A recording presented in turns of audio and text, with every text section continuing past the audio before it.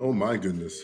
So Tezlyn Figaro, she attempted to debate Mike Lawler on the current government shutdown, and she of course makes a fool of herself. If you don't know anything about Tezlyn, she worked as a staffer for Bernie Sanders. I'm sure that answers pretty much most questions. Let's go ahead and just dive in here.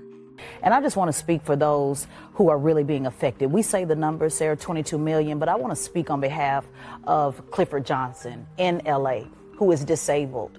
He is paralyzed, and you know what he does for a living? Drive Uber with sticks. So this is somebody who does everything that they possibly can with no legs to still work, to still contribute to society, who's getting screwed on the Medicaid side, and also now being screwed on the food stamp side. So no matter what he does, this particular administration that is in charge now is screwing him either way. There is this stereotype that those who are on SNAP and those who are on these benefits are people who are lazy, people who are not contributing. So that $100, $150 that he gets every month may not make a difference to those who are sitting at the tables in Congress, but it absolutely makes a difference to him. So what would you say to him, to the Republicans who are holding Medicaid hostage and for food stamps? Should he now say, well, now I can't get my diabetes, all of the complications with being paralyzed, or starve? What would you say to him? What should his choice be? Well, Republicans are not holding Medicaid hostage, number one. Number two, we protected Medicaid for those who are disabled to make sure that they are not losing benefits to those that are here illegally, taking benefits away from the very people who rely on this program, number one. Number two, again, we passed, Republicans in the House, passed a clean CR to fund SNAP, to fund WIC over a month ago. Democrats in the Senate have voted 14 times to keep the government shut down, to not fund WIC, to not fund SNAP. So this is not a function of Republicans playing politics. I don't care who the president is or what party is in power. I have voted every single time to keep the government funded and open. During Joe Biden's presidency, I voted 8 times to keep the government funded. Kevin McCarthy lost his job as Speaker of the House in large measure because he put a clean CR on the floor. It's time for Chuck Schumer to do the right thing, stop playing politics, stop kowtowing to Bernie Sanders and AOC and Zohran Mamdani, and vote to pass a clean CR as he did every time until this year. Well, every time in his career for 50 years. Can I just say, let me just say this. I'm sorry. The people that I represent can't afford a plane ticket.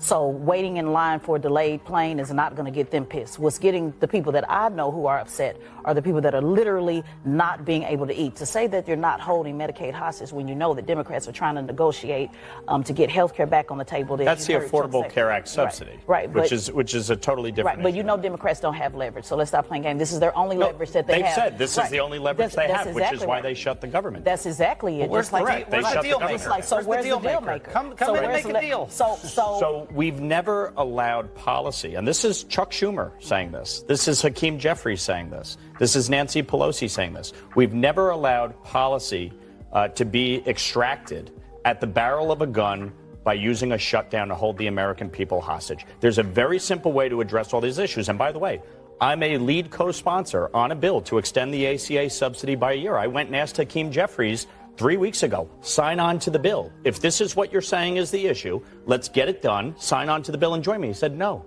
because it really was never about that. So if we want to address health care in America, let's do it. But you don't do it in a shutdown. There's something. Because you keep saying. I don't believe she was ready for the conversation. A lot of times you see politicians, they want to, of course, start with using like anecdotes to, of course, invoke an emotional response. The way he responded was perfect because he said it's not the Republicans who have the government shut down. Yeah, your story is sad. It's unfortunate he has to drive Uber, but the reason he's driving Uber, of course, is not because of the Republican Party. If all 53 seats that Republicans have in the House, they voted for the clean CR, and all they needed was 7 Democrats to vote, and they couldn't even get 7 Democrats to vote to pass this clean CR. It's not the Republicans if they all vote to pass it. And they've tried this 13, 14 times, but yet Democrats are not willing to get this passed because they understand this is their major bargaining chip here. They have complete leverage now, and they will have less or virtually no leverage if they at least pass a clean CR. And over and over, there's never, they've always signed on. Let me be clear, I'm an independent, I'm not a Democrat. I told Democrats they should have did the same thing that you're doing to them. They should have shut it all down, broke it all down.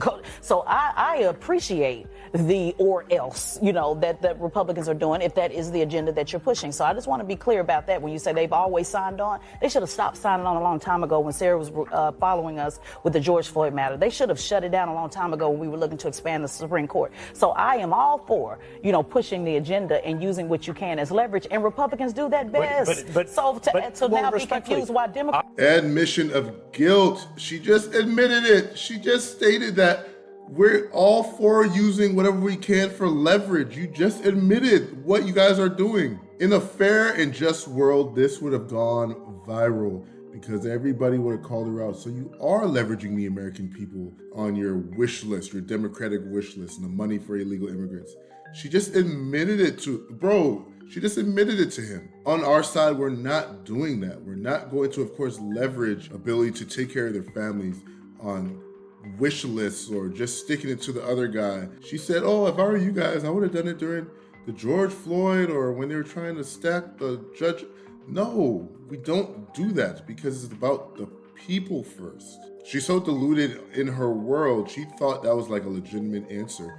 You guys should be doing it too. Why aren't you doing it? Oh my gosh, let's continue. That Republicans are doing if that is the agenda that you're pushing. So I just want to be clear about that. When you say they've always signed on, they should have stopped signing on a long time ago when Sarah was following us with the George Floyd matter. They should have shut it down a long time ago when we were looking to expand the Supreme Court. So I am all for, pushing the agenda and using what you can as leverage. And Republicans do that best. So now be confused why Democrats are doing that is confusing to me. In my conference last Congress that wanted to shut the government down over Joe Biden's open border policy. I and others said no, not because I disagreed with them on the substance of the issue, but because shutting down the government is not going to solve the problem. And in fact, what it's doing, the very people that you're talking about that are not going to get food assistance, that's what it does.